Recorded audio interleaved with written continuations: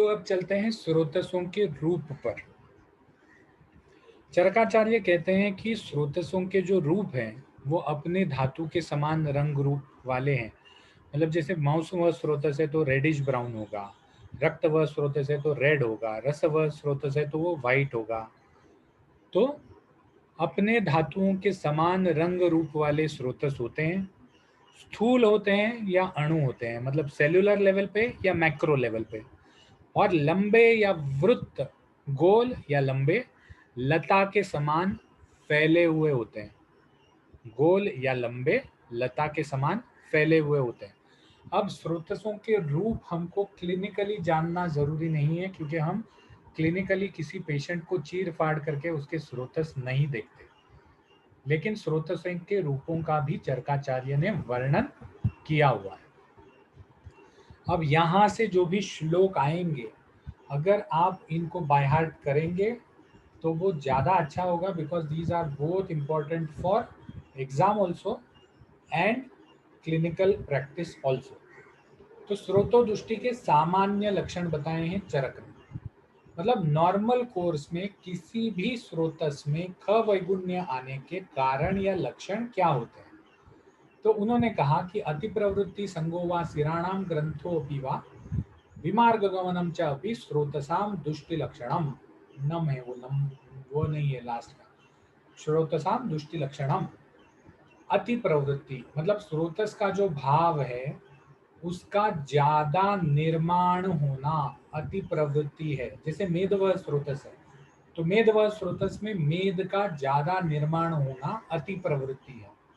संग, संग मतलब कम निर्माण होना। संग मतलब कम निर्माण होना। जैसे रक्त व स्रोतस है, मेद व स्रोतस का अति निर्माण होने से क्या हो जाता है, स्थौल्य आ जाता है। रक्त व स्रोतस में कम निर्माण होने से क्या हो जाता है, एनीमिया निर्माण हो जाता है। तो अति प्रवृत्ति और संग।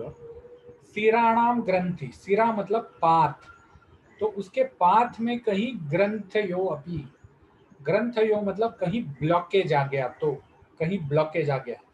जैसे आपका कामला है, तो कामला में जो बाइल डक्ट है, व्हेन यू हैव बहुपित सॉरी रुद्धपत कामला, तो आपके बाइल डक्ट में ब्लॉकेज आ जाता है। जब आपको हार्ट अटैक आता है तो आपके हार्ट के सिरा में ब्लॉकेज आ जाता है।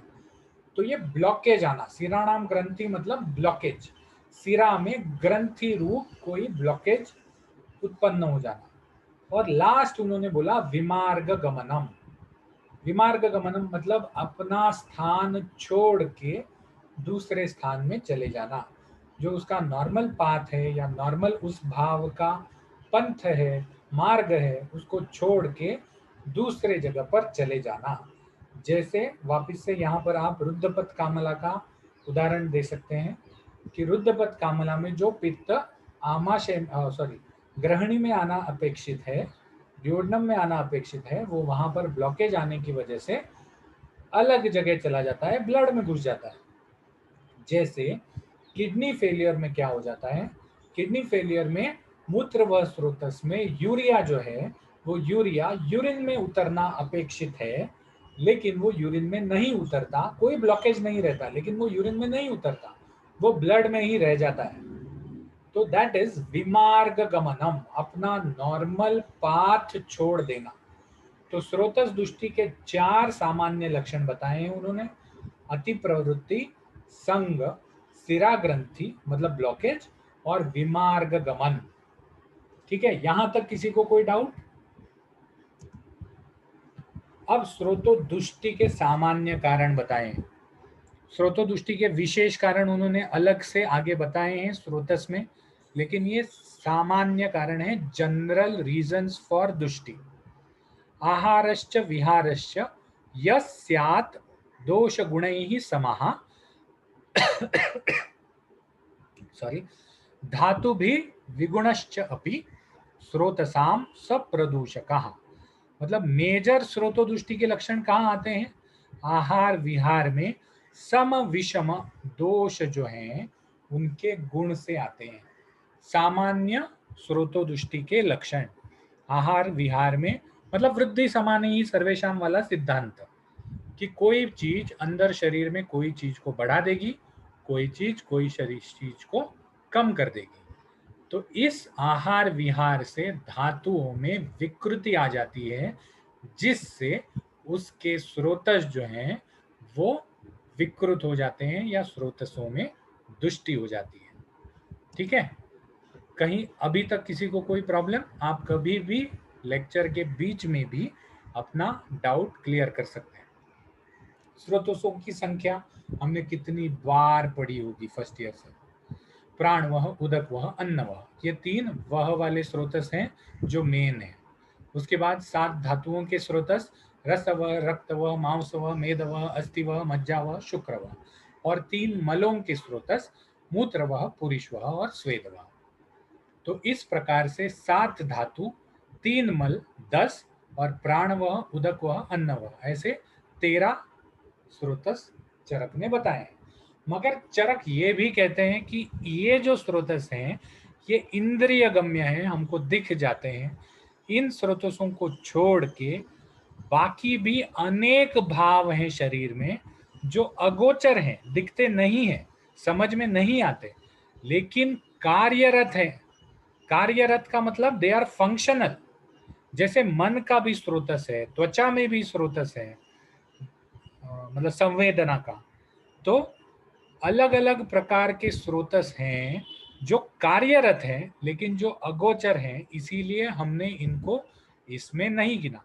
अगोचर का मतलब या तो वो दिखते नहीं है या तो उनकी वृद्धि क्षय दृष्टि समझ में नहीं आती। ओके, तो हम चालू करते हैं। अब 13 स्रोतस हैं, 13 स्रोतसों के 13 स्लाइड्स बचे हैं और हम एक एक चालू करते हैं। यहाँ पर ध्यान रखने की चीज़ ये है कि ये स्लाइड्स हम फास्ट कवर करेंगे। मैं एक्सप्लेन करूँगा, नहीं ऐसे नहीं, लेकिन फास्ट कवर करेंगे। और इन स्लाइड्स को हम इन 4 पॉइंट्स में डिवाइड करेंगे। एक मतलब मूल स्थान, एक दुष्टि लक्षण, एक दुष्टि कारण और एक चिकित्सा। तो कोई भी स्रोतस जब आपको एग्जाम में लिखने को आए तो आप ये 4 पॉइंट से लिख सकते हैं। ठीक है, साथ में ये जो पहले 2 पॉइंट है, सामान्य दुष्टि लक्षण और सामान्य दुष्टि के कारण, ये आप 100% उस मतलब वो 2 श्लोक करेंगे तो आप कोई भी स्रोतस में 2 श्लोक डाल सकते हैं। तो इसीलिए वो 2 श्लोक इंपॉर्टेंट है। Okay, so we start with pranava srotas. Pranava स्रोतस का मूल स्थान क्या बताया है? हृदय और महास्रोतस। हृदय और महास्रोतस क्यों बताया है? क्योंकि हृदय में your lung is just a organ of diffusion. The main circulation of oxygen is carried out by the heart. तो इसीलिए हृदय को मूल स्थान बताया है। मेरा लंग अगर ठीक है लेकिन हार्ट अगर फंक्शनिंग नहीं है ठीक से तो भी मुझे दम लगेगा। तो the main organ of function is the heart. और महास्रोतस क्यों किया है बोला है? क्योंकि heart is directly related to the mahasrotas by the vagal nerve, vagus nerve. At the same time महास्रोतस में अगर वात बढ़ जाता है तो हृदय पे प्रेशर आता है directly, because hridaya is the organ which is on the top of the mahasrotas. तो इसीलिए हृदय और महास्रोतस को मूल स्थान माना गया है। दृष्टि लक्षण में उन्होंने बोला है अलग अलग प्रकार के श्वास, दीर्घ श्वास मतलब लंबा सांस ले रहे हैं, रुद्ध श्वास मतलब जिसका श्वास ऑब्स्ट्रक्ट हो गया है, तीव्र श्वास मतलब ज्यादा तीव्रता से श्वास ले रहे हैं, अल्प श्वास छोटे छोटे सांस ले रहे हैं, सशब्द श्वास जिसमें श्वास जो है वो शब्द के साथ आता है ऐसे, सवेदन मतलब वेदना के साथ जो श्वास आता है वो प्राणव स्रोतस का दुष्टि लक्षण है। दुष्टि कारण में उन्होंने क्या बताया है? क्षयात संधारणात रौक्षात व्यायामात क्षुधितस्य च प्राणवाहिनी दुष्यंती श्रोतांस अन्नैश्च दारुणैः। क्षयात मतलब अगर शरीर में धातु क्षय हो गया तो, संधारणात वेग धारण, रौक्षात शरीर में ज्यादा रुक्षता बढ़ गई तो, व्यायामात अगर अधिक व्यायाम कर लिया तो, क्षुधितस्य मतलब बहुत समय तक अगर खाना नहीं खाया तो, प्राणवाहिनी दुष्यंती मतलब प्राणवाहिनी दूषित हो जाती है, श्रोताओं से अन्यश्च दारुणैः मतलब दूसरे कोई स्रोतस में कोई बड़ा बीमारी अगर हो जाता है तब भी प्राणवह स्रोतस का दुष्टि कारण हो सकता है। जैसे जैसे आपको मतलब पेशेंट को अगर ब्रेन में कोई इशू है तो ब्रेन तो प्राणवह स्रोतस का कोई रिलेशन नहीं है, लेकिन ब्रेन के इशू से भी प्राणवह स्रोतस में दुष्टि का कारण आ सकता है। अब इसकी चिकित्सा, तो एक लाइन की चिकित्सा है, हर हर स्रोतस की एक लाइन की चिकित्सा है। श्वास रोग में बताई गई जितनी भी चिकित्सा है वो कम ज्यादा मात्रा में आप प्राणवह स्रोतस में की दुष्टि में दे सकते हैं। अब इसके बाद आया उदक वह स्रोतस। उदक वह स्रोतस इज द लिक्विड फैक्टर। अब धातु शरीर में the your body is compose of 70% of water. ठीक है, केंट आरो प्यूरिफायर या कोई प्यूरिफायर में माधुरी दीक्षित और उसका हस्बैंड आके बताता है your body is compose of 70% of water. तो this water content of the body is also required. आपके शरीर में पानी अगर कम हो जाता है तो अलग अलग स्रोतों में तकलीफ होने लगती है, because water is the major vehicle and the major vehicle for transfer and major vehicle for distribution. तो इसीलिए उदक वह स्रोतस को भी उन्होंने अलग से स्रोतस माना है। उसका मूल स्थान क्या बताया है? उसका मूल स्थान बताया है तालु और क्लोम। अब तालु और क्लोम आइडियली इनके मूल स्थान है या नहीं है, इस पे पूरा डिस्कशन हो सकता है। उदक व स्रोतस का मूल स्थान मेरे हिसाब से, because we know that now there is a thirst centre in your brain which regulates the water content in your body by the help of the concentration of the blood। मेरे हिसाब से उदक व स्रोतस का मूल स्थान जो है वो थर्स्ट सेंटर होना चाहिए। तो उन्होंने तालु और क्लोम क्यों बताया? तालु और क्लोम इसलिए बताया क्योंकि ये दो दृष्टि गोचर हैं। तालु सूख जाती है, जैसे ही पानी हम नहीं पीते हमारी तालु सूख जाती है, तो इसीलिए उन्होंने मूल स्थान तालु और क्लोम बताया। अब क्लोम क्या चीज है ये भी एक बड़ा डिस्कशन का विषय है, तो फिलहाल हम उस पर नहीं जाते। हम सिर्फ इतना ध्यान रखते हैं कि चरकाचार्य ने तालु और क्लोम को उदक वह स्रोतस का मूल स्थान माना है। दुष्टि लक्षण में क्या आएगा? दुष्टि लक्षण में शोष आ जाएगा, सूखना, रुक्षता आ जाएगी, जैसे जिह्वा में, तालु में, ओष्ठ में, कंठ में शुष्कता आ जाना उदक वह स्रोतस का दुष्टि लक्षण है। साथ ही साथ तृष्णा बढ़ जाती है। तो तृष्णा बढ़ने का काम किसका है? थर्स्ट सेंटर का। तो इसीलिए मैंने थर्स्ट सेंटर को बोला है, लेकिन आपको एग्जाम में लिखते वक्त तालु और क्लोम ही लिखने हैं। दुष्टि के कारण क्या क्या हो सकते हैं, क्यों किस कारण से दुष्टि हो सकती है?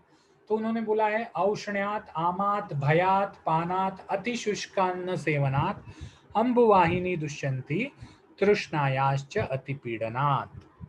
औष्ण्यात, बहुत गर्मी में अगर आदमी रहे तो पसीना आ जाएगा, शरीर में से पानी खत्म हो जाएगा।